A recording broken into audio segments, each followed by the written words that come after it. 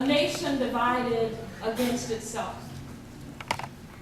I decided that I want to tell you exactly what I'm sensing and feeling, and just speak from my heart as to how this theme evolved. I'll start actually with yesterday and sort of go backwards. Yesterday I was at the National Press Club at a press conference that was being held by Reverend Jesse Jackson. Some of the people you'll meet this evening were actually there. Great civil rights leaders talking about the events of our day, the recent comments that have been made about black people that you have heard about recently, I'm sure.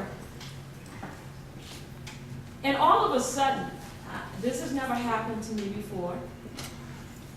I've been a journalist for more than 30 years, and tears just began to come from my eyes. The more I listened, the more the tears came. I mean, it wasn't like a cry. It was a weeping that came from my soul.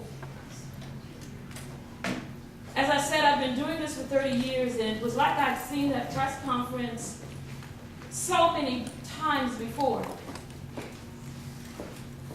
And after I got home, I went before God and I said, Lord, what was that? And why was I feeling that way? What was it that I was sensing? And I really sensed that my soul was weeping for a race of people. I didn't feel sorry for the civil rights leaders. They were on point. It wasn't about the surrounding the National Press Club. It was simply about where we are as a nation. 70 years after the founding of the Capitol Press Club, which, by the way, was founded because the National Press Club refused to accept black people. So there we were at the National Press Club. In fairness to them, they accept black people now. But talking about some of the same issues that we would have been talking about 70 years ago. What they're calling us, what they're saying about us. A nation divided against itself. One last thing before I introduce our moderator for this evening. As I told you, I'm going to go backwards as to how this theme actually did evolve. I was watching television. Shanta, come on up. I was watching television a few weeks ago on Good Friday. It's the Friday before Easter Sunday. I'm a minister at Greater Mount Calvary Holy Church, and my pastor, Bishop Owens, was going to be bringing one of the 7 last words at Dr. Jamal Bryant's church. I didn't get to make it to Baltimore, so I made sure to watch it live on TV. And it was when Dr. Jamal Bryant brought the first word, Father, forgive them, for they know not what they do. It was during that word that this May Day was birthed in my spirit. I just thought I'd tell you all the truth tonight. I was watching the television, and he began to talk about the civil rights movement. I was like, where's he going with this?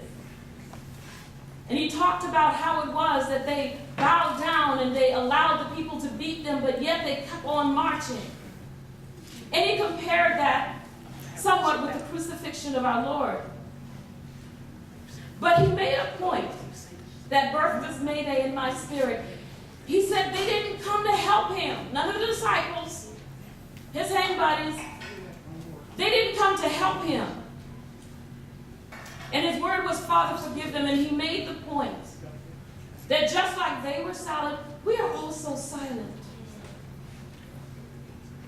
He called on the black church. Where are you? There's so many civil rights leaders who are so comfortable. Where are you? The press, the media, taking for granted our issues, instead of taking them on as a cause, just telling the story as if it's just something fun. Chicagoland. Hundreds of children being killed, and that's what we're being reduced to. Chicagoland. Where are we? The house is burning. The roof is on fire. Racism is rising in America. And there are those who are supposedly in charge who are just having fun, enjoying the receptions and deciding that, okay, well, as long as we get in, I won't go there. As long as we get in, then we are all right. There's a Mayday, Mayday, Mayday in this country. And that's not the May Space Day that May 1st usually stands for, which is a celebration of labor in America. It's the Mayday, Mayday, Mayday of emergencies, just in case somebody doesn't get it. And they have to say it 3 times so that the radio people will know that it's real, those who will call the ambulance and the fire trucks, etc. And so I'm going to bring in our moderator. And I want to just say that tonight's panel discussion is only the beginning. This is not a show. This is a movement. Make no mistake. We will be having more of these gatherings this year, and that's why we ask you to make sure you sign in so that you will be invited again. And we're asking you to spread the word when you do get an invitation. Because what's going on in our country is not only inexcusable, but it is a travesty and it's a tragedy. And there's no time to be comfortable. Dr. Julianne Malveaux has long been recognized for her progressive and insightful observations. She is a labor economist, noted author, and colorful commentator, described by Cornel West as the most iconoclastic public intellectual in this country. Her contributions to the public dialogue on issues such as race, culture, gender, and their economic impacts are shaping a public opinion in 21st century America. Dr. Malveaux's popular writing has appeared in USA Today, Black Issues in Higher Education, Ms. Magazine, Essence Magazine, and many others. Her weekly columns have appeared and syndicated across the nation in newspapers. She has hosted television and radio programs and appeared widely as a commentator on networks including CNN, BET, PBS, NBC, ABC, Fox News, all of them. Dr. Julianne Malveaux has been a contributor to academic life since receiving her PhD in economics from MIT in 1980. She received her bachelor's and master's degrees in economics at Boston College. During her time as the 15th president of Bennett College for Women, Dr. Julianne Malveaux was the architect of exciting and innovative transformation at America's oldest historically Black college for women. Currently, Dr. Malveaux serves on the boards of the Economic Policy Institute as well as the Recreation Wish List Committee of Washington, D.C. She's a native San Franciscan. She is the founder and president of Economic Education. That's a 501c3 organization focused on personal finance and economic policy education and their connection. Economic Education is headquartered in Washington, D.C. I present to you our moderator for this evening, Dr. Julianne Malveaux.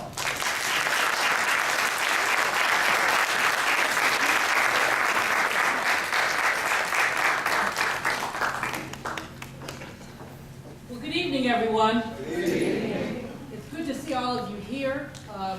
Thursday evening, you could be somewhere else, but you're here because you were meant to be here. So we're grateful for you coming, and we're happy to have you. Two of the people that I think need a little recognition, he left, but Frank Smith created this museum out of whole cloth. Other people did not believe it could be done. He fundraised for years.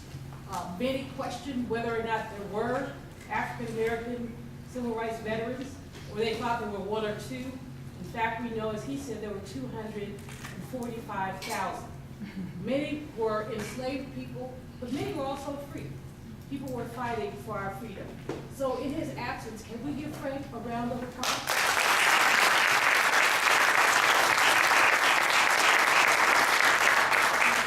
Now, the other person who deserves recognition is Hazel Trice Edney.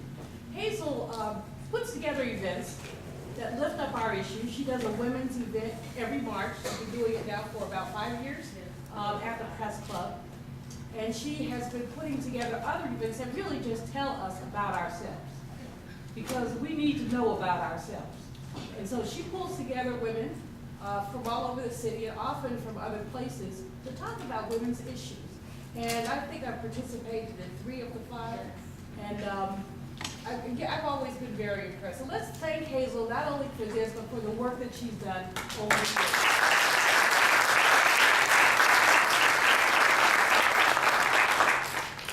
Now, what Hazel said earlier is that May Day is a signal of distress.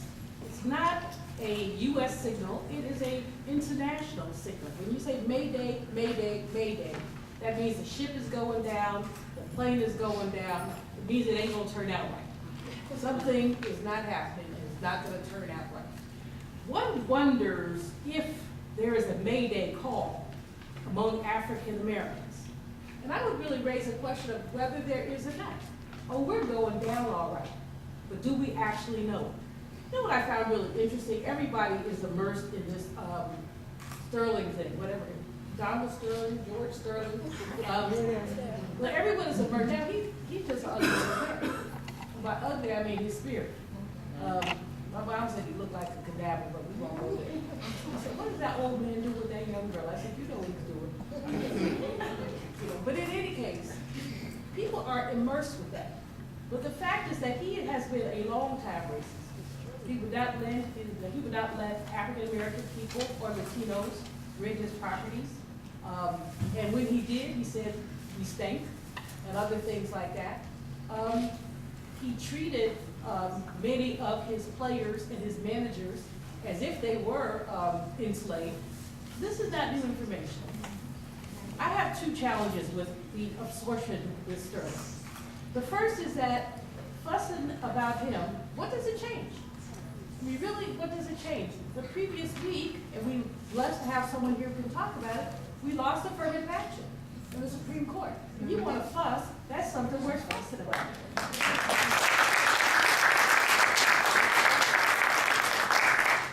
Well, we're fussing about the decrepit little man who basically doesn't have the sense he was born with. All he has is money. And a $2.5 million, I mean, I'm giving props to the head of the NBA because he did the right thing. And he did as much as he could do. But at the same time, fussing about Sterling does not change the material conditions of African American people. And I'm an economist, so I look at the material conditions. The second thing that I would say when we look at this, and I don't mean to be, there's some class issues here. The basketball players who are protesting make millions of dollars. I'm not hating on them. I'm not hating at all. But they knew about the housing issues. They knew about the other issues. It's only when he began to talk about them that they have a protest. If they had a protest, they should have talked about that housing. They should talk about employment. They should have talked about some of the other issues. And so I think there's a class bias here. If you talk about me, I'm mad. If you talk about my brothers and my sisters, it doesn't affect me. And so we really have to look at that. And then I'm really mad at the NAACP. I mean, I tweeted as NAACP for sale. To give this man a Lifetime Achievement Award, not once but twice, suggests that awards can be purchased. And so let's collectively put together some money and see if there's someone that we want to honor. Maybe a Frank Smith, maybe a Hazel Eddy, maybe somebody else. It was just repugnant, and I do hope, and the National NAACP did make them step back. Yes, they did, but at the same time, please, it should not have occurred to us to do that. But we're for sale anyway. I mean, we say that we shouldn't smoke. It kills African American people. We roll after one of the tobacco companies, and they buy us off for a $2,000 table. Now, if they're putting some real money into anti-smoking efforts, we might be okay, but $2,000 table, we're happy. And we refused, with the NAACP, to back up on, Mayor Bloomberg in New York said that those big old sodas, they should be regulated. African Americans are more likely to have diabetes, more likely to have high blood pressure. I'm not judging, but nobody needs a 32-ounce soda. I mean, we are less likely to go to the dentist. If you drink a 32-ounce soda, you're more likely to need a dentist. But again, integrity for sale. And so part of the May Day, in my opinion, is how compromised we are, how unwilling we are to protest, to take it to the streets, to withdraw our dollars from the people who oppress us. So what we're gonna do this evening, because I won't give the opportunity, I'll probably run my mouth indefinitely, but that's not the purpose of the evening. But what we're going to do is have each of our panelists first respond to the question, what do you think is the most important May Day issue? And then we're gonna mix it up a little bit and have the opportunity for the panelists to talk, but we will save half an hour. We will save half an hour for the audience, because I think often with these situations, the audience has a lot to say and doesn't have the opportunity to say it. So as I said, we will, and before I do that, let me just say, what issue do I think is most important? Economic participation. Poverty, unemployment, and the wealth gap really determine where we are. And so if I were to pick an important issue, surprise, surprise, as a labor economist, I will pick the economic issues that surround us. So let me tell you who's here, and this is a distinguished panel, really. Just really, people who have been in the struggle, people who are in the struggle now, people who have set examples, people who have made a difference. Sitting here is Dr. Wilmer Leon. He's a political scientist, and his primary areas of expertise are Black politics, American government, and public policy. For 11 years, he was a lecturer and teaching associate in the political science department at Howard University. Currently, he is a national broadcast radio talk show host and producer of Inside the Issues with Wilmer Leon on Sirius XM satellite radio. He's also a nationally syndicated columnist, a regular political commentator, a national international news programs, the author of a forthcoming book, Politics, Another Perspective, Commentary and Analysis on Race, War, Ethics, and the American Political Landscape. The book sounds like it's right on time, given what's going on now.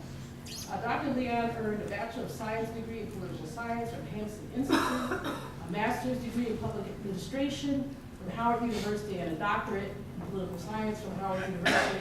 He focuses on issues such as the prison industrial complex, environmental racism, school vouchers, healthcare, crime policy, economic globalization, and American and domestic foreign policy. Let's give it up for Dr. Leon.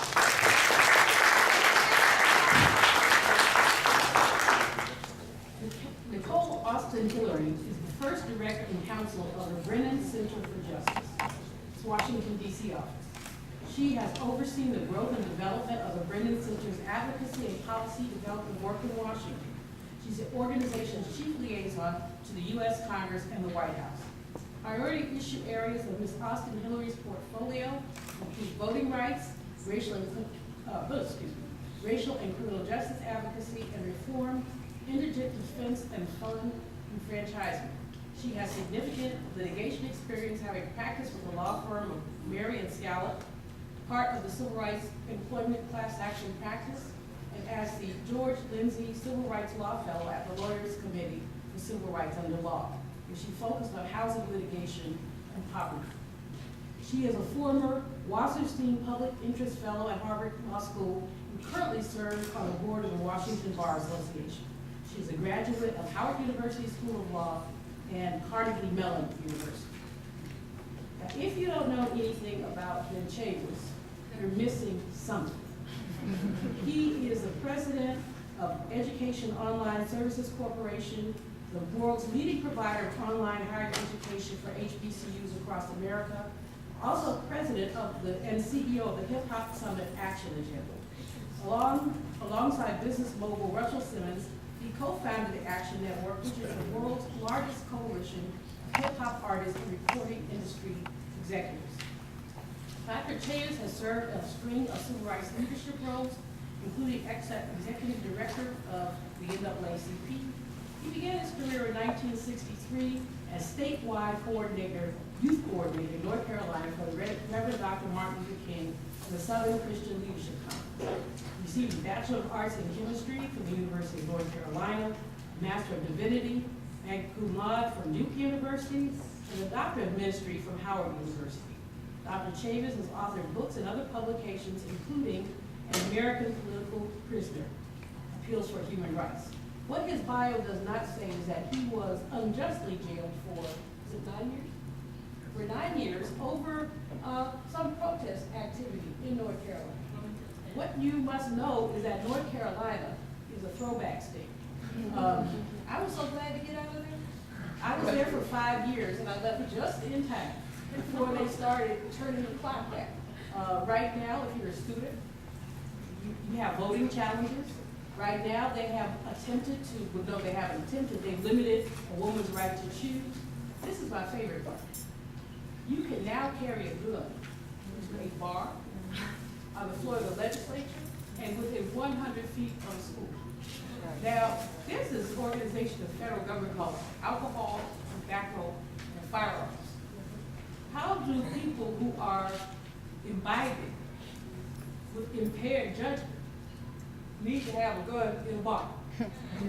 But this is their right to bear arms. Dr. Chambers was a warrior in North Carolina, and as I said, you just need to put one sentence about that in your bio, because it really does speak to what our people have been through, and the number of people who are unjustly incarcerated, people from the Black Panther Party, people from other parties who simply try to transform our lives. Black Panther, first point, we want freedom, we want the power to determine our destiny. Who have a problem with that? Why do I know that? I was a baby Panther. So, I don't know all the other points a little while ago, but I always remember that one. Shanta Driver is an amazing woman. She's been organizing for civil rights for more than 40 years. She graduated in psychology and social relations from Harvard, from Wayne State University Law School. She is a partner in Sheff, Washington and Driver, a leading Detroit civil rights education and labor law firm, fighting police brutality and practicing criminal defense and defending immigrant rights. She is the national chair of the Coalition to Defend Affirmative Action, Integration, and Immigrant Rights, and fight for equality by any means necessary. And the national director of By Any Means Necessary. I keep repeating it because it's important. She's got initials in here, but no, it's important to say by any means necessary. A nonprofit affiliate, United for Equality and Affirmative Action, Legal Defense Fund. She was the architect of the successful student intervention defense during Grutter versus Bollinger, the University of Michigan Law School affirmative action case in which affirmative action was upheld by the Supreme Court in 2003. She became the only activist leader of a civil rights organization and one of few Black people to argue in front of the Supreme Court in Chouette versus By Any Means Necessary, the case challenging the constitutionality of state bans of affirmative action. We kind of lost that one, but we had a warrior there to look out for our interests. Give it up for her.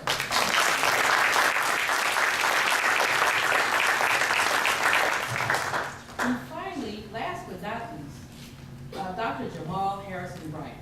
He believes in redefining ministry with a 21st century approach. Philanthropist, author, motivational speaker, and entrepreneur, Dr. Bryant is among the most prolific and eloquent orators of our time. And yes, he is. He is the pastor and founder of the 10,000-member Empowerment Temple AME Church in Baltimore. He earned a bachelor's degree in political science and international studies at Morehouse College, master's degree of divinity at Duke University, honorary doctorate of ministry degree from the Graduate Theological Foundation, and while attending the University of Oxford. An avid reader, Dr. Bryant has an altruistic passion for faith and social justice and has played a pivotal role in the fight for justice, such as the notorious case of 17-year-old Trayvon Martin. Dr. Bryant has helped to spread the word about injustices surrounding the case by leading several peaceful protests on behalf of Trayvon's family. During a highly publicized trial, he also served as a spiritual advisor to the parents of Trayvon Martin. Now, Jamal kind of gets a little, I don't know. I always like to say he didn't fall far from the tree. And one time you said, you always have to reference my parents. And the answer is, yes, I do. Because I used to worship at his dad's church, and his mom is just one of the phenomenal women in ministry. So we both expect you to be a minister and an activist, and you have exceeded our expectations. Don't start, don't say anything. You know we will. So the question of the hour is, what do you see as the most important May Day issue? Let's start with you, Wilbur. Thank you, Joanne, very much. Good evening, everyone. Good evening. First of all, May Day, and as both Dr. Malone and Hazel said, is a emergency procedure work. It is recognized internationally as a call to receive assistance for a life-threatening circumstance. So when one looks at our misery index, we can see a life-threatening emergency currently within our community. You all are quite familiar with the adage that when white America catches a cold, black America has the flu. Well, white America right now has pneumonia, if not double pneumonia. And so with that, in terms of our community, go figure. Just a couple of figures for you. Unemployment in our community, according to the Bureau of Labor Statistics, the February numbers, I believe, about 12.2%. The National Urban League reports that underemployment for African American workers is about 20.5%. We're also about twice as likely as white Americans to be unemployed. Dr. Malveaux mentioned the wealth gap. Well, when it comes to wealth, as measured by assets such as cash, savings, homes, retirement accounts, minus your debts and your credit cards, the most recent data says from the Urban Institute that the white family has about $632,000 of wealth. That's not salary, that's liquid asset, versus $98,000 for the African American community. Now those numbers can vary if you look at a Pew study, or the numbers may vary, but the percentages remain about the same. So when we look at the disproportionate impact of the home foreclosure crisis, pensions being replaced by IRAs, as a community, we are seriously in a world of hurt. Young black people are much less likely than their young counterparts to receive a large sum of money from their parents or other relatives to pay for college, start a business, make a down payment on a home. That in turn makes wealth building for those in our community much more challenging. And in this economic structure, if you can't transfer wealth, it's increasingly more difficult to create it. But we shouldn't just focus on the doom and the gloom. There's a tendency for us to hear these numbers and internalize it as though our precarious circumstance is based upon some type of innate or inborn, some type of natural behavior. But it's not. When you take into account slavery, Jim Crow, and institutionalized racism, we have been oppressed in this country a lot longer than we have been free.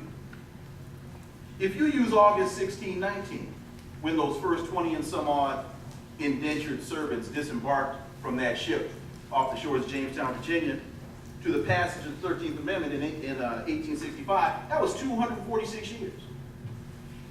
Followed that with Jim Crow from 1876 to 1965, that's another 89 years.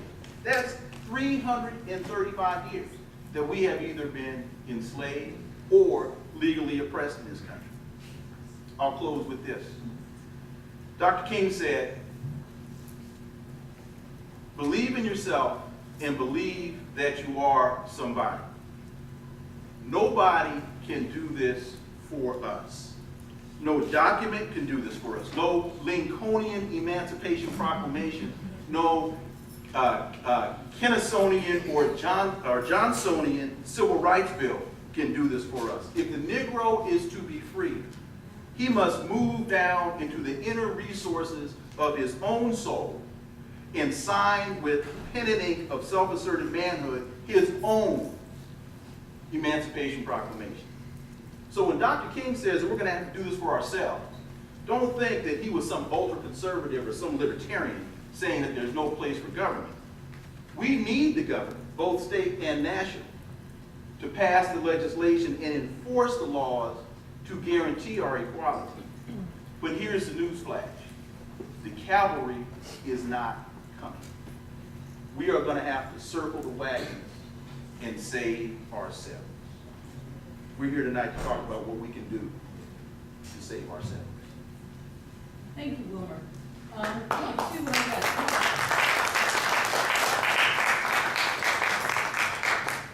You talked, Wilmer, a bit about the wealth gap and about legacies, the people who pass money on. And I'm going to go to Shanta because she argued that affirmative action case, and many people believe that affirmative action is reverse discrimination. It is not. But I found, Shanta, as I was preparing to come here today, that affirmative action really only had a 14-year hit from the civil rights, passage of the Civil Rights Act in 1964 to the first attack, the Bakke case, in 1978. So that was 14 years. And from that time, it's been hit and hit and hit around affirmative action. So please address what issue you think is most important, but also take a minute to talk about what happened at the Supreme Court. To me, the most important issue facing us is the prospect of building a new civil rights and immigrant rights movement. Right now in America, if we're going to take any kind of a step forward, we have to get back out in the streets, we have to organize, we need collective action, and the most likely people to take collective action and to build a new civil rights and immigrant rights movement are the young people of this nation.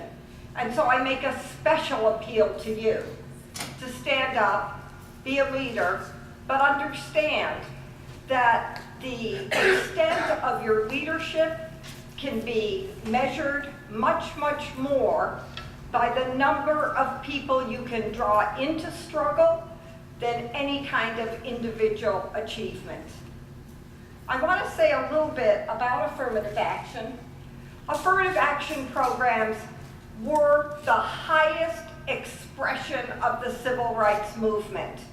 And I say that because to have affirmative action programs, it was necessary for this society to recognize that there was institutional racism, and if we didn't take conscious, affirmative, positive action to deal with institutional racism, then the inequalities in this society that have existed since we've been here would continue.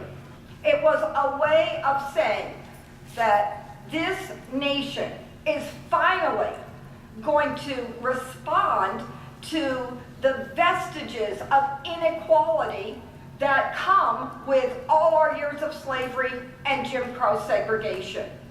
In higher education, affirmative action programs were desegregation programs for higher education. I'll give you one example. and I know most about law school cases from having done the Grutter case that was successful at the Supreme Court in 2003. In 1965, there were more black law students at the University of Mississippi than there were at UCLA, UC Berkeley, the University of Michigan, and NYU put together. From 1960 to 1969, the University of Michigan's law school graduated 8 black students, 0 Latino, 0 Asian, and 0 Native American. Now, they had never graduated anybody who was Native American, despite the fact that that law school was built on a land grant from Native American people in the state of Michigan who said, we only ask one thing for this land, that you open this university so that our young people can come here and get an education. And so that the slaves who are taking the Freedom Road all the way up through Michigan to Canada might have a chance for education. The first Native American graduate at the University of Michigan's law school was in 1974. It took affirmative action programs to make that promise kept. And those programs, in particular at the University of Michigan and other places, were won through mass struggle. They were won through black student action. They were won through student strikes and through the collective action together of what in Michigan was called the Black Action Movement and the huge anti-war movement that was sweeping the nation in 1970. Affirmative action programs were a product of our struggle, and they made an enormous difference in this society. We went from less than 1% black lawyers and doctors in 1960 to 7% of each of those by 1980. Now, our numbers are starting to fall again because the attack on affirmative action is leading to the resegregation of higher education. I want to say something specifically about the case that was just lost at the Supreme Court, because if there was a second concern that I have, it's getting the truth out to people. It's that so much that is occurring in this society that should be absolutely objected to and vigorously objected to by civil rights leaders of all races are just kind of passing by. So let me say a little bit about the case that was just lost. It wasn't actually a case about affirmative action per se. The case was a case about voting rights. And the substance of the case was the following. In the state of Michigan, the constitutional ban on affirmative action that was passed in 2006 has led to a situation where any group in the state that wants more of their sons and daughters to go to the University of Michigan or Michigan State or Wayne State University can go to the elected regions of those universities and lobby for change. The only people who are legally barred, who are banned from being able to do that, are Black, Latino, and Native American. If we want that universities or those universities open more to our sons and daughters, we want admissions policies that recognize the impact of race and inequality in American education today, we have to get a constitutional amendment passed in Michigan to change the state constitution. Now think about that. Lobby the regents or pass a constitutional amendment. The difference in proportion between those two things is so enormous. The gap is so profound. And in Michigan, our case had a very specific significance because in Michigan we have an overwhelmingly white electorate. About 85% of the electorate in Michigan that passed the ban on affirmative action is white. 15% is minority. Minority voters voted 90% against the ban. White voters voted 2 out of 3 for the ban. Even if we were able to get a new referendum to try to overturn the ban on affirmative action, we could never make up that numeric gap. So I want to just say a little bit, not trying to get too legalistic, about what this means. And the Supreme Court said, oh, that's just fine. Let's let states decide again what equality means. Let's let states decide what the 14th Amendment, what equal rights under the law means. The 14th Amendment is often talked about, but it's rarely understood. When the 14th Amendment was passed, it was passed to protect all of those ways that people engage in the political process that isn't voting. The 14th Amendment was passed so that ex-slaves in the South could participate in writing the state constitutions of their state, could lobby for change, could be part of juries. It was an amendment that said if you're excluded from the political process, if you're not allowed to have the same rights as white people, then there is such a gap in equality in this society that the vestiges of slavery will never, ever be fixed. Shonda, please wrap up. Sorry. Yeah. And so now we're in a situation in which the Supreme Court is saying the 14th Amendment means nothing. We don't care if there's now inequality in the political process for Black and Latino and Native American. I can sum this up and close by saying this. This is the new Jim Crow. This is separate and unequal again. This is the disenfranchisement of our people, and we gotta pull together, stand together, and fight.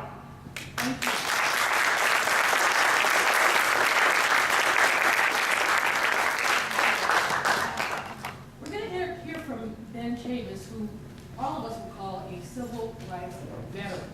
He's pretty much seen it all, and then in the process of making your comments, let us know what your May Day issue is. Thank you.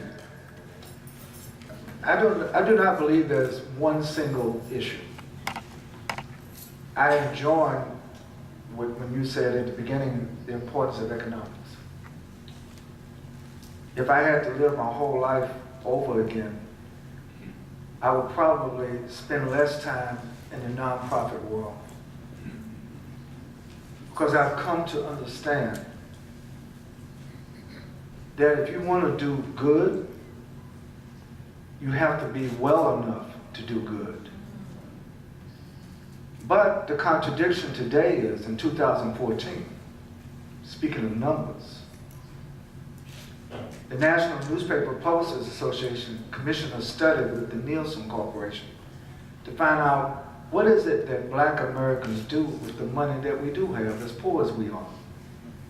And in the last 12 months, Black Americans have spent more than $1.2 trillion. Not billion, trillion. We are $1 trillion former slaves. Now, all of the attention to the Clippers, and every time some person is caught on film, We all knew that police brutality was going on, but when they caught Rodney King being beat on film, we were able to arouse ourselves. And so I would say, just briefly, Julian, that for me, the May Day issue is not white folks. The May Day issue is us. May Day, May Day. How is it? The reason why the NAACP gave that man a Life Achievement Award is because he got Life Achievement money. But why is the NAACP so vulnerable that it has to depend on its existence? Would we expect somebody else to pay for our freedom? That's not what's wrong with them, what's wrong with us? What is wrong with us? May Day, May Day, May Day.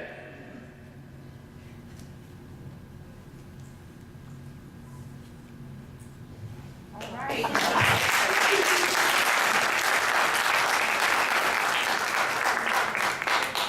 think that sums it up. Let's hear from Nicole Austin Hillary, another attorney with a profile or a portfolio that not only deals with some of the issues that Chandra talked about, but also racial and criminal justice, voting rights and reform, felon enfranchisement. So two things, Nicole. Number one, what do you think the May Day issue is? And number two, address us, as the others have, on why you think that's the May Day issue. Sure. Thank you, Dr. Malvo. First, let me tell you all a little bit about the Brennan Center for Justice. I laughed. I told my husband, I said, yeah, I'm the African-American director of our Washington office, but the black folk don't know about the Brennan Center for Justice, so let me take a second and tell you who we are and what we do. The Brennan Center was started as a national think tank, legal and policy research organization in honor of former Supreme Court Justice William Brennan.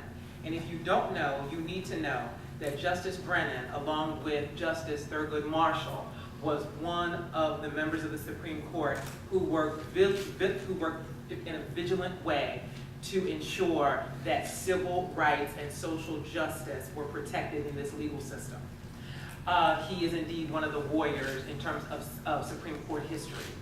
So the Brennan Center exists to try to fix those broken parts of our systems of government in a way that is very much in line with Justice Brennan's jurisprudence. So we work on issues of democracy, justice, and liberty and national security. So when we talk about what are the profound issues of our day that really require our attention, I want to focus on two very major parts of our systems of government that are indeed broken and that are perpetuating pain, suffering, and strife within the African American community, such that we need to pay attention to them. We need to do more than read about them in the newspaper. We need to focus on these issues and figure out strategically how we are going to reform the problems that exist within those issue areas. The first one, and this falls under the realm of our justice work, is the issue of mass incarceration. We know that more black and brown folk are in jail in the United States than any in this country. It is a problem. I was watching a documentary the other day, and they were interviewing a young black man, and he said, well, I just thought it was part of my existence that at some point I would end up in the criminal justice system. May Day, we need to be alarmed when young black men are growing up and saying, I think that part of my destiny in this country is to grow up and be a part of the criminal justice system. So this issue of mass incarceration requires our immediate attention, because it is not just about black and brown men being locked up. And let me tell you how many people are being locked up. In the United States criminal justice system, 2.2 million people were incarcerated as of 2012. That is more people incarcerated in the United States than any other free democratic nation in the world. We are locking up more people than any other advanced nation in the world. So not only are we sending these black and brown men to prison, there is a trickle-down effect that results from their mass incarceration? What does it mean when these young men are not in the home? What does it mean when these young men are not available to be productive members of their community, are not our future brain surgeons, our future lawyers, our future accountants, our future business leaders? What does it mean when we do not have these individuals learning and in our educational systems? We know that the statistics on the number of black and brown men going to college and getting advanced degrees is far fewer than it is for African American women and other women of color. This is a problem. So this is not just about people going to jail. It is about what that means for the future advancement of the African American community. So we need to be alarmed about this. If you haven't read Michelle Alexander's book, The New Jim Crow, you need to read it. It talks about the history of mass incarceration and how it is deeply embedded in the history of this country. You just heard Shanta talk about this. You know, all of these things are interconnected. You need to understand that. All of these things are interconnected. So when we talk about these problems, you cannot think of them in terms of a silo. Understand that there was thought put into this. It is all by design.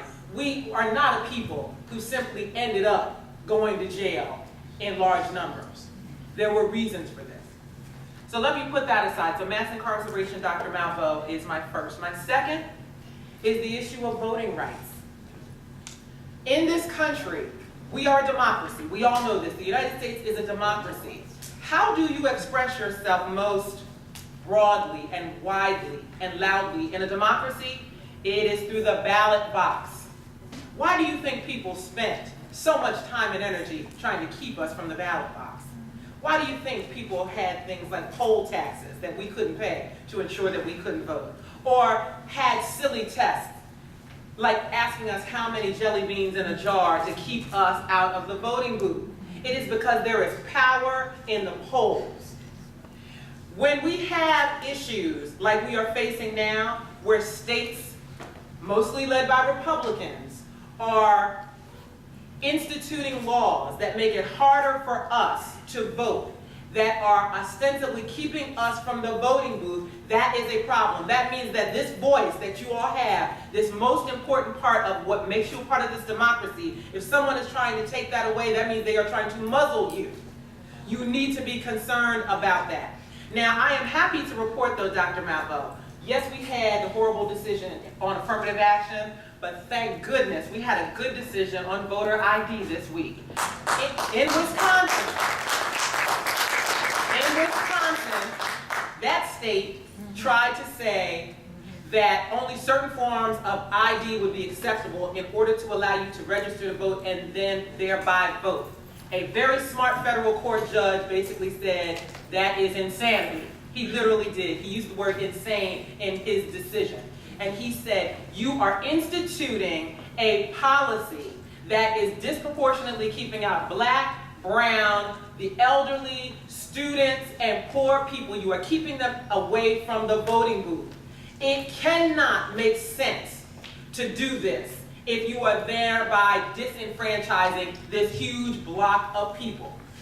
Thank goodness we got that good decision, but you all need to know there are 12 other states that have similar laws that are being fought in the courts right now. Texas, North Carolina, Ohio. And even though we want a good decision in Pennsylvania, there is still an attempt. The governor of Pennsylvania has 29 days to decide if he is going to try to make an appeal to the Commonwealth Court in Pennsylvania to try to overturn the lower court decision that said this voter ID in Pennsylvania is a bad thing, you cannot institute it. So when we talk about our power and what we need to be focused on, we need to be looking at these two issues. Why? Because one of them is about keeping us out of our communities, keeping our men and our women out of the homes and from being productive members of the society. And the second one is about shutting you up. You cannot allow people to lock you up or shut you up. So those are the two issues that I am advocating that we need to be focused on. All right. Mayday.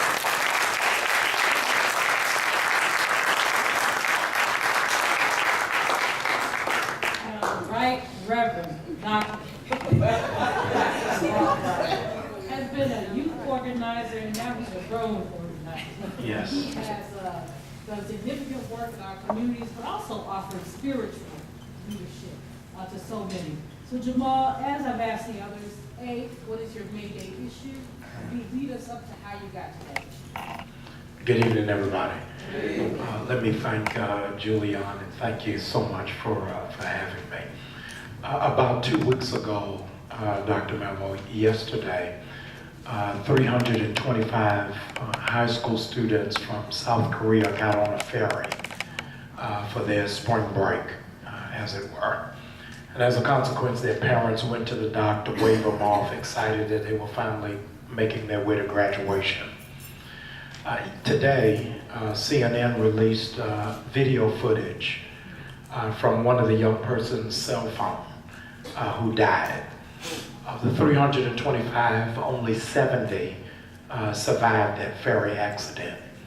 It's amazing. I want to encourage and treat all of you to watch it. What takes place in that suite with 5 of those teenagers is that they hear the intercom announcement, stay where you are and put your life jacket on. And they ignore the announcement and say, this isn't serious, this is just a drill. About 10 minutes into the footage, they begin to feel the boat shift. And in the shift, one of the students asks themselves, I wonder if this is serious. They said, no, if this was serious, they would have told us. They just told us to sit still and have a life jacket on. Of the 5 who are talking in this footage just released today, 4 of them don't have jackets on when they were told to do so. And then in the last 3 minutes of the footage, we see where their emotions shift because finally they see water. When they see water, they come to the conclusion they're getting ready to drown. And at that moment, everybody in the suite begins to cry, I don't want to die. I'm ready to graduate. I don't want to die. There's still some stuff I want to do. I don't want to die and I haven't seen my family yet. I know I'm coming a long way to say our danger, Dr. Chavis, is we have a generation that doesn't know how to cry Mayday because they don't even know they're drowning. And the impact of such, because how can I see that I'm drowning when I don't have a job, but I have $150 Jordans? I can't see that I'm drowning. The fact that I'm going on a cruise as a high schooler, when my parents have to work 3 jobs just for me to go to community college, I don't have any sense that I'm drowning. It's hard, Dr. Chavis, to really indict the NAACP branch for that contribution from Mr. Sterling for $1 million that, might I add, was not given to the national organization, was given to the branch. And we have 2 economists here, and regrettably and ashamedly, collectively, no active member of the NBA collectively has given $1 million when we are 76% of the NBA. We have no sense that we're drowning. When we deal with the fact that in less than 2 years, President Obama is going to be moved out of the White House and determined we've not groomed a successor even to be on the ticket. We have no sense that we're drowning. So it's hard to play Mayday when our kids are on a trip and they just excited about getting back because they don't know the cost of the ferry. And so I really want to say that my Mayday is, where do we get the life jackets for a generation that's never seen a drowning, but a generation that has just watched reruns of The Love Boat? And so at some point, we're going to have to do something to say, what does Mayday mean? And my dear panelists shared that it's a technical term that's known around the world, and it's not even a domestic issue when over 235 Nigerian girls are missing. And we have seen nothing on the press to say that this is a Mayday. If the difference in the missing Nigerian girls is, Dr. Malvo, just 3 from the amount that's on the Malaysian plane, and 23 nations will send their intelligence departments to go find the plane. but not one will send them to find 237 So our Mayday is knowing that we are in a place of emergency, but the black community senses no emergency. To say that this is real, Jerome Dickey says, poor black and in real trouble. And so we've got to go back to realizing that May Day is not regrettably a sale at Macy's, but it is really a call that a whole generation is about to drown, and they're dancing while their ship is going down.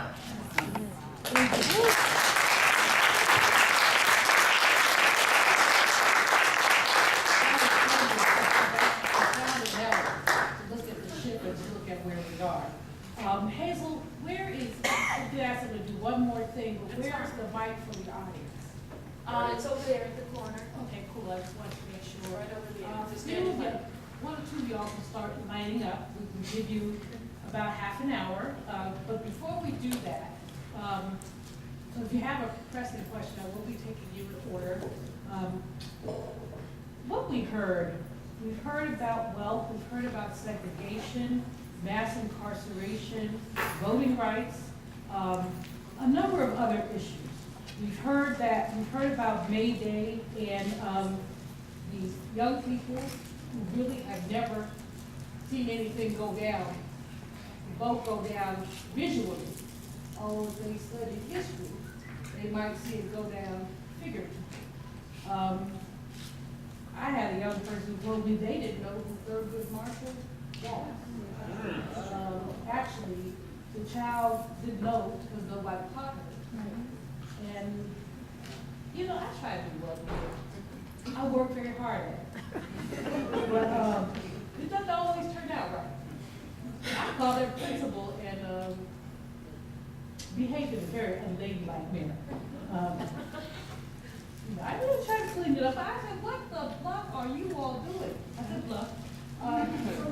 So that these young people don't know who Thurgood Marshall is. He said, we can't teach everything. I said, but you surely can teach something. And this is seminal. So, you know, we have not taught our young people. And that's a big part of the problem. Well, we've heard from all of you about what you think the May Day issues are. And what I want to do in just a few minutes is have you, and feel free at this point, take about 10 minutes to interrupt each other just to make it a conversation.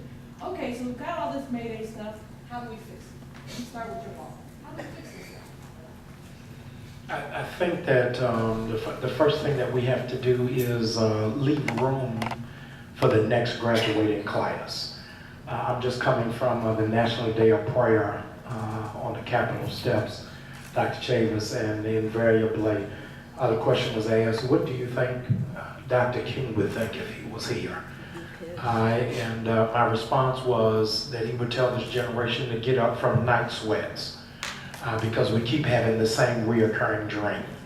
And I think that we're having an absence of prophetic leadership, that we have replaced leadership with press conferences. Is that because you're behind a camera doesn't make you a leader if you're not lending any direction. Dr. King says if you call yourself a leader and you take a walk and nobody is following you, then you're just getting calisthenics in. But there has to be something about what is the direction. I've been, as everybody has been, on 50 of these panels, which for me are borderline depressing, because we hear about all of the problems that we're in, but without anybody giving us a GPS or a roadmap on what do we do next. And I think that we've got to go from the singular model that we're looking for, this one Dr. King, this one Malcolm X, this one Shirley Chisholm, to get a round table of great minds to say, here is the plan. If we're dealing with the prison pipeline, as my dear sister talked about in Baltimore, where it is that I live, there's a 50% dropout rate in high schoolers. When you start the 9th grade, by the time you get to 12th grade, 50% of the kids in Baltimore drop out of high school. Strangely, or maybe not strange, the prison intake has risen by 50%. So we can see where it is that there's an easy gap, that they begin the testing in 4th to 7th grade on how you're doing math to try to dictate how many beds they're going to build.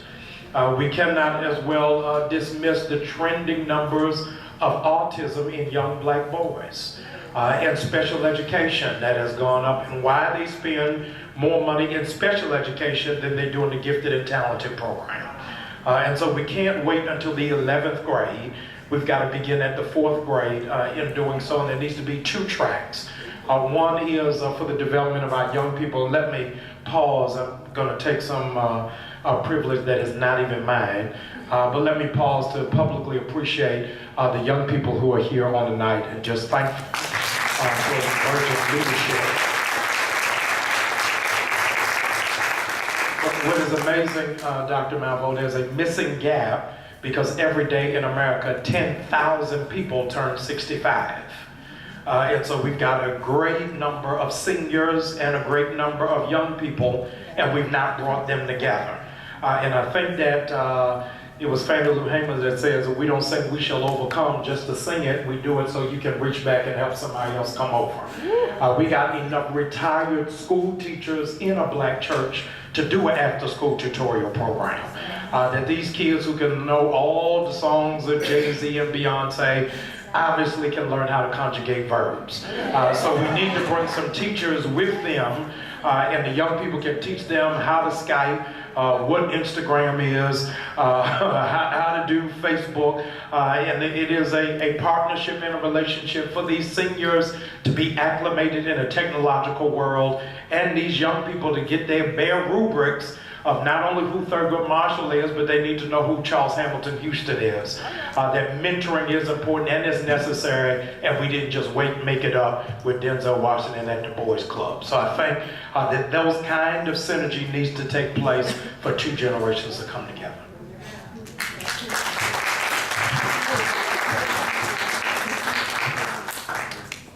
It's important that, first of all, that you all are here. And the fact that you all are here is a great indicator that each of you has some interest in providing solutions to the Mayday. We have to re-engage. Too many of us have, for too long, either disengaged or have allowed ourselves to become disengaged. And first thing is, we've got to take control of our living rooms. And then once you've taken control of your living room, you can then move out and take control of your front yard. And after you've taken control of your front yard, you can then look to take control of your neighborhood. And part of that, to me, comes with what I'm working on this thing that I'm calling demystifying the icons. We look at, you mentioned Fannie Lou Hamer, and we look at Mrs. Hamer, but what many of us, if we know who she was, don't really realize she was an uneducated sharecropper. And her simple thing was, I'm sick and tired of being sick and tired. And all she wanted to do was vote. And she was, and I say this with all respect, too stupid to take no for an answer. And winds up damn near taking over the 64 Democratic Convention in Atlantic City. But she's now an icon, and we look at her and we say, we can't do that. But when she was doing that, she wasn't all that. Dr. King and the Montgomery bus boycott, those are just some Negroes that wanted to go to work. And for them, it wasn't that complex. We're not going to ride the bus. And they called upon this young guy who we now exalt as Dr. King, but when he was doing his thing, he was not that guy. He was just like us. If I may, sir, when you did your thing, you were just a college student doing your thing. You weren't the Dr. Ben Chavis that we have come to know, love, and put on that pedestal. So we have to really start to understand that it's much simpler than we think it is. You first have to identify an issue. For some of you all, it may be education. If you don't have kids in the system, that might not matter to you. Pick an issue. And the interesting thing too is, we've got this now. Technology. So we don't have to get 175 people on Tuesday to meet down at the school. We can do it on the internet. We need to start using our smartphones to actually make us smarter. But there's too much foolishness that gets transmitted in jokes and silly pictures and selfies, and when we should be using this technology to organize. And at the end of the day, that's what I'm talking about, is organizing. But in order for us to do that, we have to have some understanding of what are we organizing around. I mean, when Dr. Chavis went to jail, you had read some things. You were taught, right, about how to organize.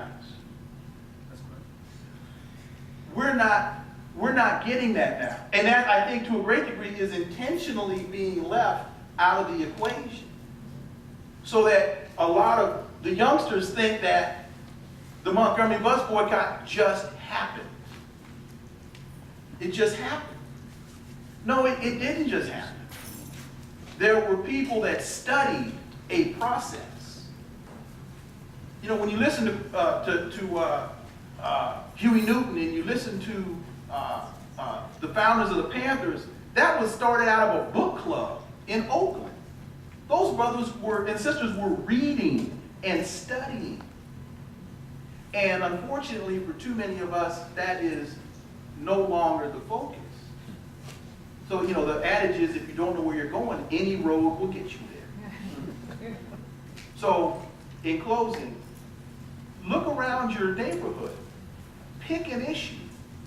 Find like-minded individuals that you can call to arms and start to organize and then learn. I mean, the Highlander School, you know, the Freedom Riders, they were taught a process. And many of them went to, it was Highlander, right? Yes. They went to Highlander and were taught a process for liberation. We've got to get back to the study and to the business. Mayday.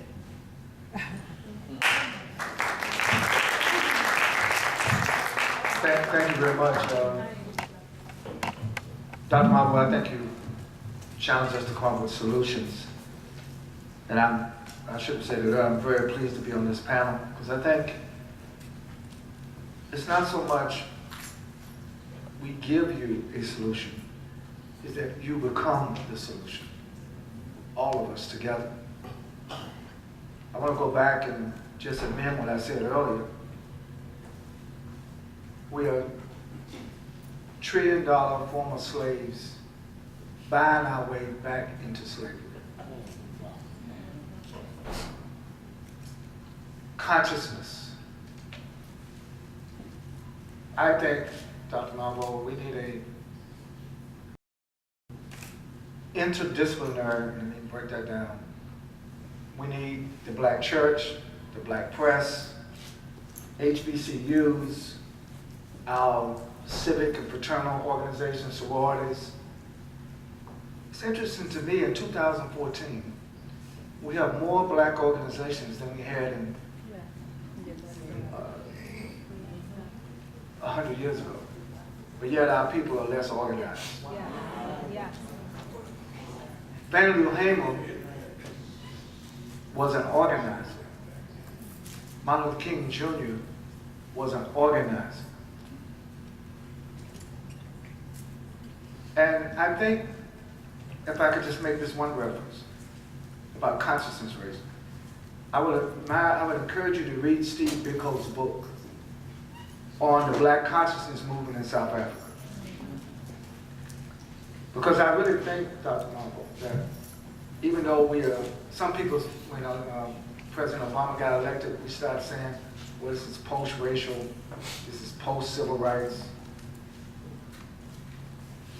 You know, I don't know how we could use that kind of terminology. Certainly the election of Barack Obama was a great milestone, but it wasn't the end of the journey at all. And in Steve Biko's book, he said, the greatest weapon in the hand of the oppressor is the mind of the oppressed. Our reaction as a people to Sterling is because the mainstream media focused on it.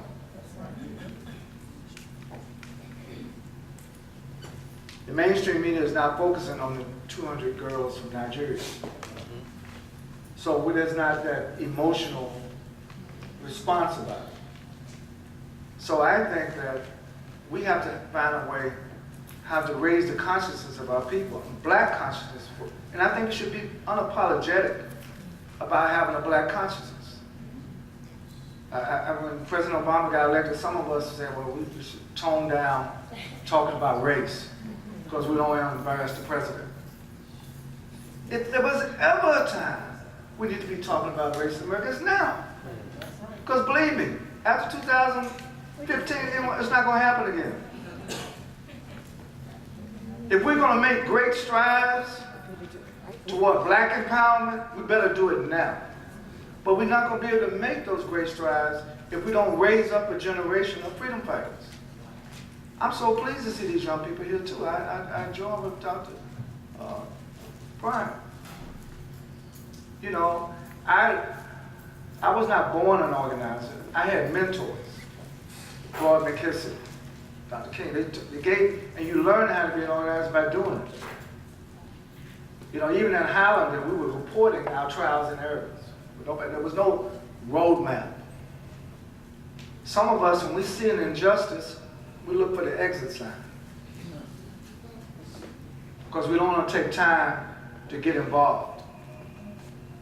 20 and 30 years ago was just the opposite.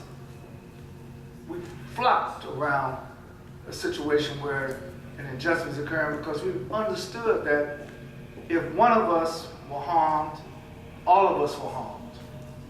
And now with the mass incarceration, I agree with the panelists, that we become almost insensitive to these crises, and there's more than one, that are happening in our community. Let me tell you why I'm optimistic. I'm going to end on this point. I think if we take more time with our young people, I guarantee you, they will be interested in how to push things forward. I agree with my brother that all of us have devices, but the problem is we're not using our devices to raise the consciousness of our people. I think we have to. That's why I'm working now more with the black press, because I think that, and I'm just going to say this, I think too often the black press should not be measured by the white press. Howard should not be measured by Harvard. We have to stop. You know, we say we want to be free, but then we measure ourselves by the very essence of what we're supposed to be trying to transform. We don't have a black person on the Supreme Court. We don't have a black person. And I don't know why we're afraid to say that. There wasn't even one on the list. You know, so what I'm saying is, what I'm saying is because we talked about these Supreme Court decisions, affirmative action, voting rights, and then we said, well, how could they do it? I understand how they could do it. You should read Sotomayor's dissent, which she was attacked by the right for making. I'm glad she made it. But the problem is now we have to see ourselves and how we are going to raise the consciousness of our people. One of the reasons why, despite a lot of criticism, I continue to work with the hip-hop community, because I see these very talented, young, gifted brothers and sisters trying to articulate, trying to self-express themselves. Now, yes, some of you say, well, they're not conscious. They are conscious. They're just not conscious on what you think they ought to be conscious about. But I think that there's a whole generation that can be summoned, and I think they will respond, Dr. Malveaux, to the call. I really do. I think we have over 45 million African Americans. 20 million are young. And we need to be having a concentration on how we give our young people the best benefit of all of our collective experience. So that they would have a better life, not just to come where we were, but to go further down that road.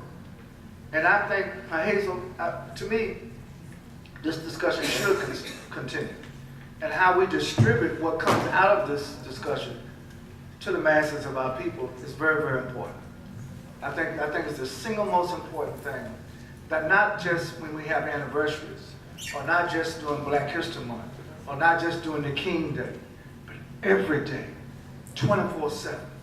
When we go to sleep at night, we wake up in the morning, got freedom, justice, and equality on our mind. And what is it that each of us could do together to push that envelope? We love you dearly. We want to save half an hour. I actually want to follow up on something that Dr. Leon said, and that we weren't exchanging notes up here, even though we're sitting next to each other. But he said that we all have to find an issue. And that's my directive number one. You asked us for two. Everybody in this room, everybody in our communities should be involved with something. We don't all have to be engaged on the same issues, but we all should find something that we can be engaged on, because your voice is so important. Your bodies and minds are so important. And it doesn't matter where you get engaged, whether it be in your church, in your sorority, at your school, with a civic association. We need to be in all of these different realms. But please, I implore you, find something that gets your juices flowing and make your voice heard and become active on that issue. And there are just too many issues for you to say, I can't find one. There are just too many, we have too many needs. Now, related to that, I want to say this.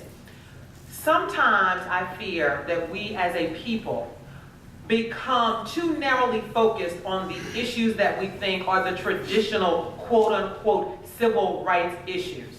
Education, housing, affirmative action, employment. Yes, those are core issues that we need to be focused on. But you need to understand that when we talk about civil rights in this century, it is bigger than those core issues. It bothers me, I literally just said this to my husband, why when we talk about national security in this country, do I only see white men in front of me talking about national security and what is important? And when they talk about transparency and who's listening in on our conversations, other than Dr. Susan Rice and Dr. Condoleezza Rice, why are we not seeing more Black folks talking about those issues? Those are civil rights issues. If your civil liberties are being violated, those are civil rights issues. We need to be focused on those.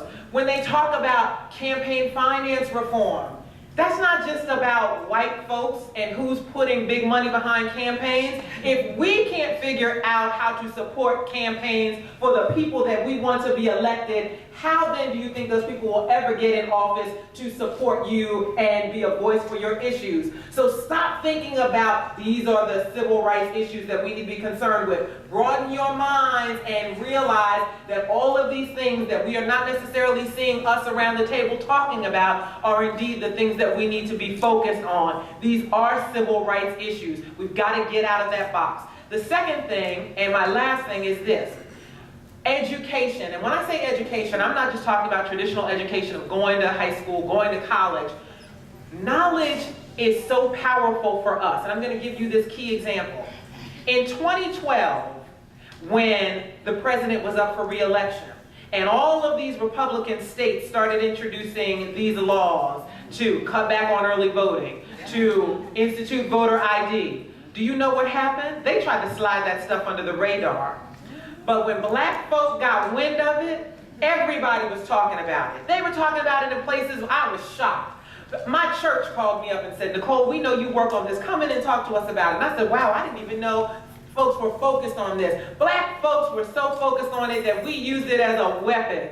We were out there talking about it so much that's why we were at the polls. We weren't just at the polls to re-elect a black man. We were at the polls because we heard somebody is trying to subjugate us and take away our right to vote, and we are not going to have it. So that's why we were at the polls. But it was only because we were educated about those issues that we were able to get out there and do something about it. So get involved and become educated on the issues that are of importance to us. And look, I'm not saying stop doing the things that you think are fun, like watching Real Housewives of Atlanta, even though that's altogether another panel discussion. But what I am saying is recognize that was on Sunday night, but on Monday night, Frontline on PBS was talking about the prison industrial complex. We needed to be watching that. So that's what I mean when I say get educated, know about these issues, and then use that knowledge to help organize and figure out what we need to do to be strategizing to protect our interests and our people. I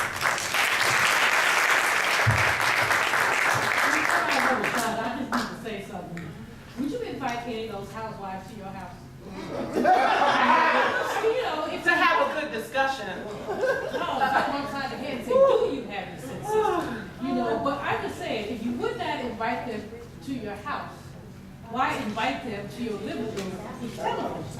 I mean, seriously, our young women are getting examples of brawling.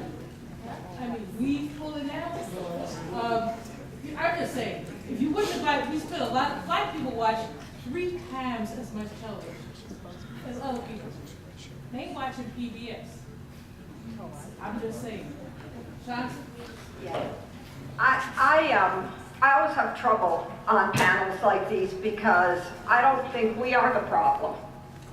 I do think we're the solution, but I don't think we are the problem.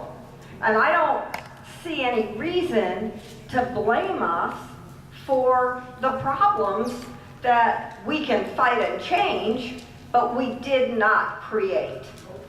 In 2003, when we went to the Supreme Court around the first affirmative action case, 50,000 young people from all over this country came out and marched. Every civil rights organization, many of whom had not wanted to participate in a mass action, decided to join in. We had high school students in Washington, D.C. walking out of their high schools to be a part of that protest, ignoring their teachers and their principals and their parents and everyone that told them to keep their butt in a chair instead of stand up and fight for their rights. And we won. This, in October, when we argued this case, we couldn't get any of the other civil rights organizations to join us in marching. We got 6,000 high school students from the greater DC area out and marching. I don't think there's anything wrong with the consciousness of our young people. I don't think that's the problem. I think people in my generation failed. We failed to keep the movement alive. We pretended that it was all better when it wasn't. We turned to how could we make ours, get some money, all this other stuff, and none of that ever has won us anything.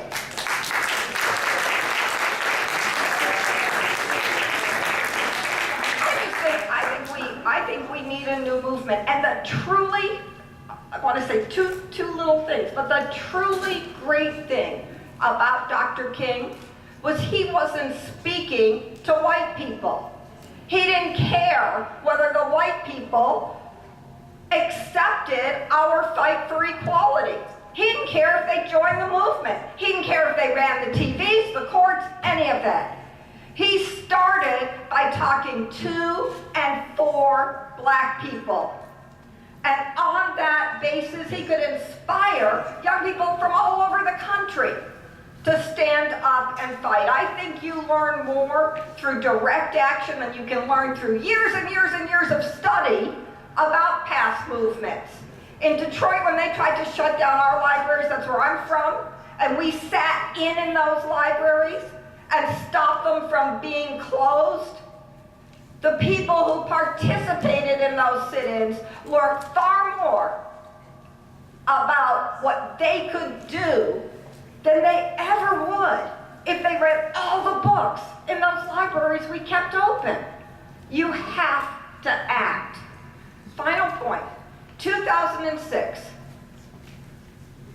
the Bush administration proposed an immigration reform that was so reactionary that the Catholic Church, which was being told it was going to lose its property if it allowed undocumented people to come and worship in the church, that church and young Latinos started marching. There were twice in 2006, 1 million people marching in Los Angeles to defeat that immigration bill. And it was the first defeat that the Bush administration got that was of any significance. People marched all over the country.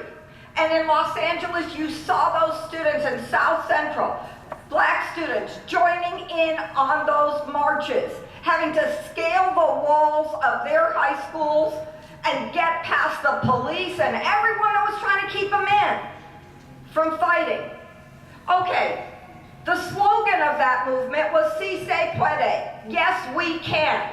That became the call of the Obama campaign, yes we can. We wouldn't be where we are now if it hadn't been for that struggle in 2006 and the crime of the leaders of that struggle, the official supposed leaders, was they said, march today, vote tomorrow. Go back home. We don't need to collectively organize anymore. Express yourself only at the ballot box. Well, we have to express ourselves at the ballot box and we have to defend our right to vote. But at the end of the day, if the people who built that movement had been told, keep on fighting until we win everything that we deserve, we'd be living in a whole different America. And that's our task, to make that happen again. Thank you.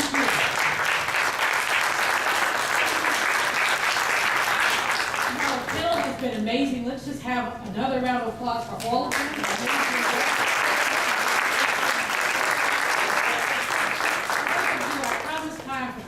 We will do questions until Hazel tells me About 15 minutes. about 15 minutes. Okay. Who's at the mic? Somebody? Hi, good evening. Thank you for the event. I just have a quick comment.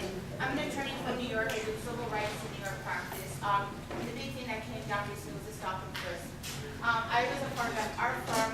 I represent a lot of black males, a lot of immigrants who are being stopped. And before, that came about, like where people were actually talking about it, which is in certain neighborhoods. But when they started stopping and frisking every black male all over the metropolitan area, that's when the marches picked up and more people were speaking out. And my comment really is, as a young black attorney, and what I did being part of that type of law work, where you see, recent graduates, I'm just only speaking from legal, not really wanting to work at legal aid defenders. They don't want to do that work because they don't see the money in it. They don't see the progress. They don't see themselves becoming partner and making big money. And it's a big disparity. Some of them pass it up to go work at the DA and then be part of the quota system that supports these systems to keep the mass incarceration of our people. And when you go up against them in court, they know they're doing wrong. They know they have corrupt police who plant evidence, who do illegal raids, and what I'm saying is we have educated black people who then don't care, or they're making a conscious choice to do other.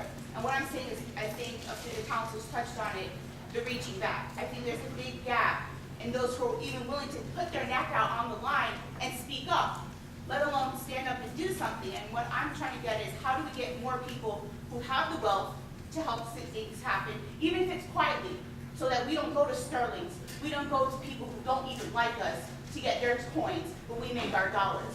How do we get them to finally stand and say, you know, I want to be part of this, and it's not just about me? When do we focus back on the people, the village, all of us, different shades, light skin, dark skin? I'm Caribbean. Okay, it's not just African American, all black people. If you're Black African, we need to stop this inter-breakup and really focus on if you are looking like me, looking like you, whatever language you spoke at home, whatever country your parents came from, if you're here, what happens to that brother can happen to me. When do we start caring about that again? I feel like there's a big disparity where you don't see it. Like, once you make it, well, I'm gonna make it, I made it. What about the brother who doesn't have the opportunity, the sister who doesn't? We need to have more people be brave enough to say, I'm gonna speak up, I'm gonna say something, even if I'm not in that every day. And how do you see that where we can get to more of the people who have a position of doing something who don't do anything? There's a lot of that going on. People who know better but choose not to. Like, how do we get them, you know, riled up again? I feel like there's so many who just walk around like drones. I really do.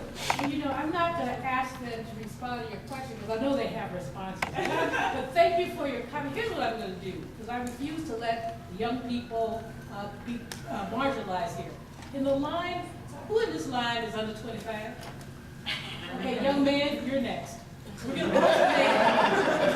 to alternate between a middle-aged person and a youth.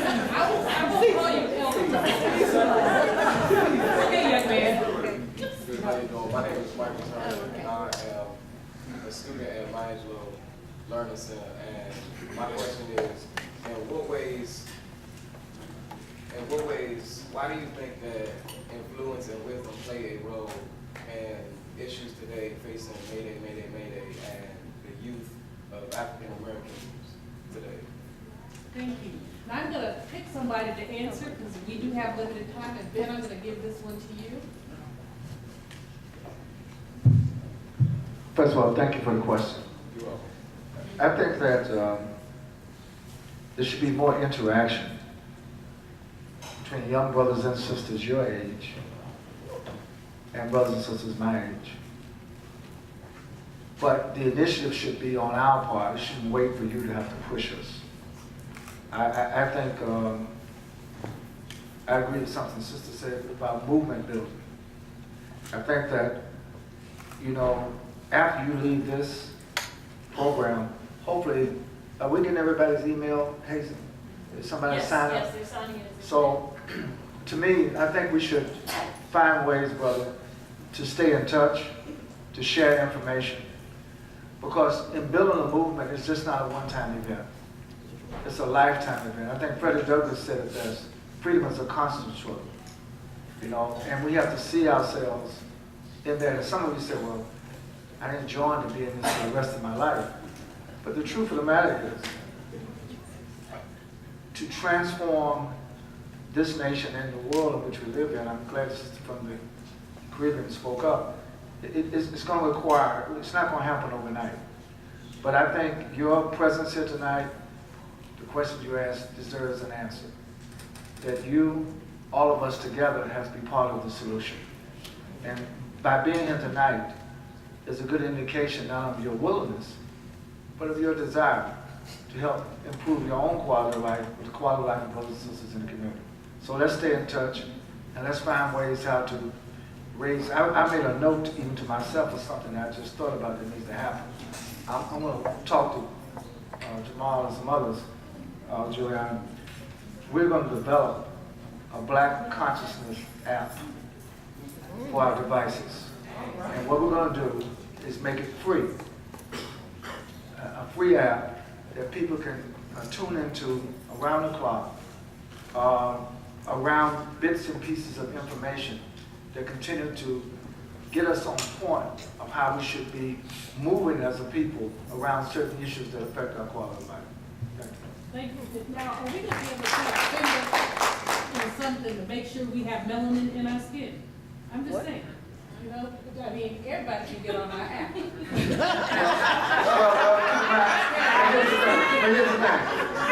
It's not the Underground Railroad. I mean, I think that we have to be above ground on what our position is. The NRA They got a straight up position about putting guns in our community, and then we use the guns to turn on each other. Wow. So we have to have a straight up position.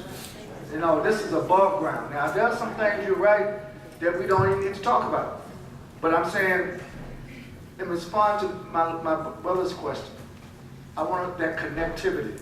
I think it's so vital that we nurture our own information and how it's distributed to one another.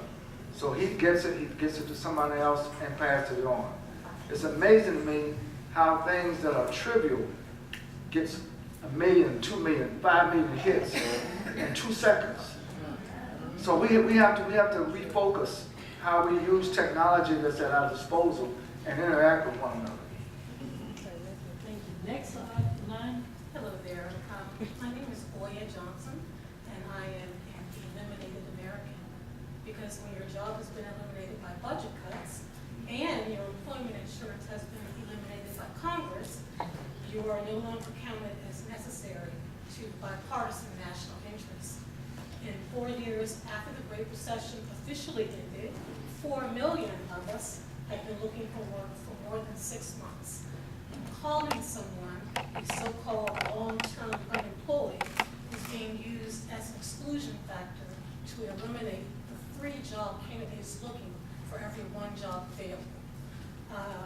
What do the panelists think can be done to incentivize our policymakers to make job creation and restoration to the middle class of eliminated workers a top priority for all levels of government? Thank you. Wilbur, can I get back with you? Sure. Thank you for the question. First of all, I don't honestly believe that it is the priority of the elected officials to address that issue.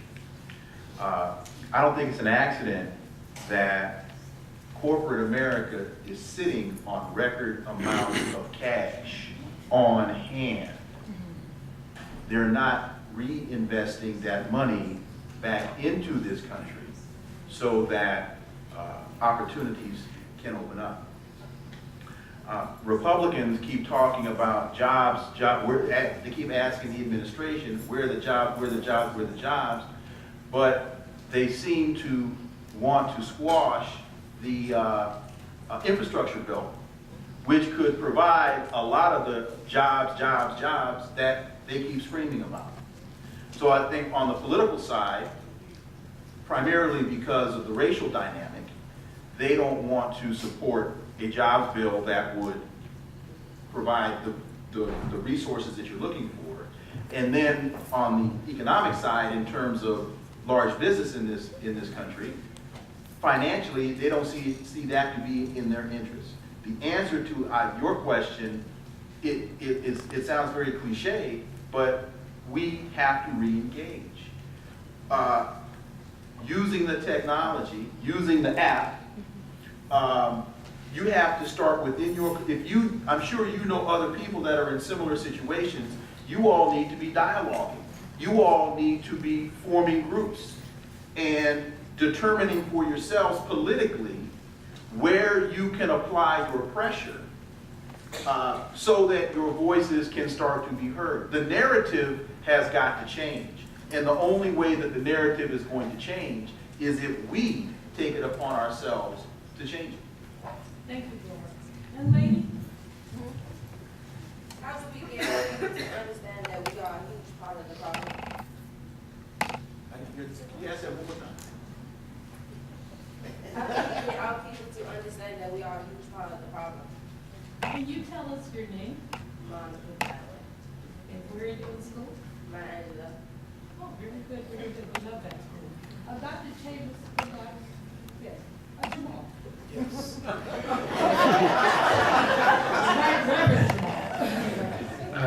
Thank you for asking the question. I think that Shakespeare said it best, to thine own self be true. And my answer is really tied to my other sister's question, is that we are far greater economists than myself, but we're going to have to infuse the enterprise called entrepreneurship. We're going to have to begin recirculating our own dollars. In the Jewish community, $1 circulates 13 times before it leaves. In the black community, it can't get around the block once. And I think that we're going to have to find a way, and Dr. Chavis has done collective development and doing partnerships with the diaspora, our dear sister from the Caribbean. We've got so many resources in Africa that are undercultivated and undermined. And I think that it's time for African Americans to begin thinking globally. It's got to be more than what is the secret recipe to Mamba sauce. But what can I do if all of you all laughing? If the reality is, Dr. Malveaux, 80% of Carnival cruise ships are registered to Liberia, and the money never gets there. When you deal with 65% of all diamonds come from Central and South Africa, and all of our rappers are blinged out with blood diamonds and have no connect. I think this is a wonderful tool for us to begin really seeing what has happened in the last week for our young people. Is we thought that there was a special class for Negroes who were in entertainment.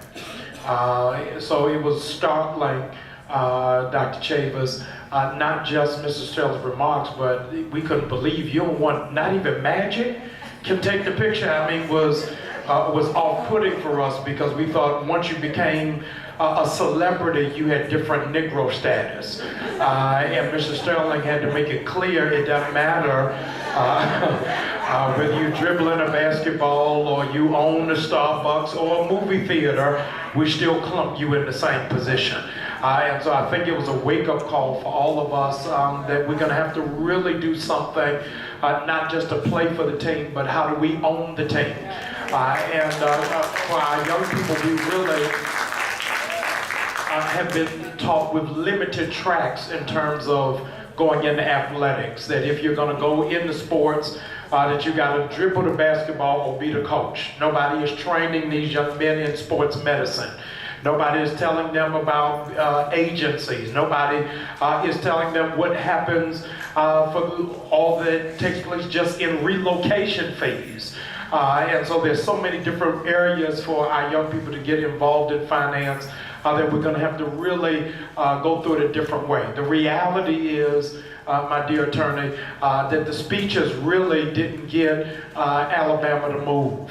The prayer meetings at 6th Street really didn't stir the sheriff. When we sat on their money is when civil rights began to become reevaluated. I think we're really going to have to really reinvestigate that.